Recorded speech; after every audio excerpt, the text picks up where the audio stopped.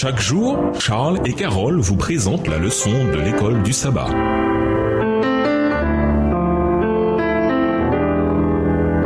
Bienvenue dans votre émission Dieu nous parle. Nous voilà à la leçon de vendredi. Pour aller plus loin, le ministère du sanctuaire terrestre se divisait en deux parties. Les prêtres officiaient chaque jour dans le sacré ou lieu saint, tandis qu'une fois par an, le grand prêtre accomplissait une œuvre spéciale d'expiation dans le très sacré ou lieu très saint, pour la purification du sanctuaire. Le pécheur repentant apportait son sacrifice à la porte du tabernacle ou tente et, posant la main sur la tête de la victime, confessait ses péchés et les transférait ainsi de manière symbolique à la victime innocente. L'animal était ensuite immolé, sans effusion de sang. Il n'y avait pas de pardon, nous dit l'apôtre. La vie de la chair est dans le sang. La loi de Dieu transgressée exigeait la vie du transgresseur. Le prêtre introduisit dans le sacré ou lieu saint le sang représentant la vie perdue du pécheur dont la victime portait maintenant la culpabilité et en faisait l'aspersion devant le voile derrière lequel se trouvait l'arche contenant la loi que le pécheur avait transgressée. Cette cérémonie permettait de transférer figurativement le péché dans le sanctuaire par l'intermédiaire du sang. Dans certains cas, le prêtre n'apportait pas le sang dans le sacré ou lieu saint, mais alors il devait manger la chair de l'animal comme Moïse l'avait ordonné aux fils d'Aaron en leur disant « Il vous l'a donné pour que vous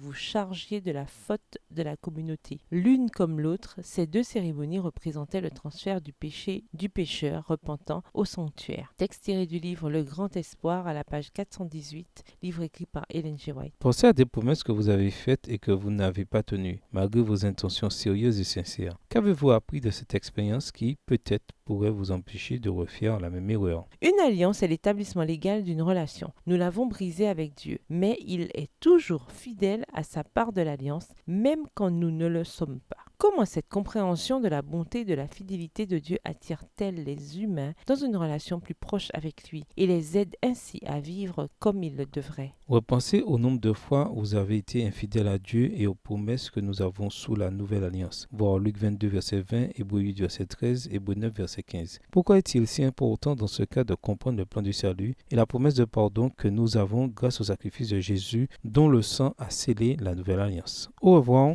Et à demain si Dieu veut. Dieu nous parle.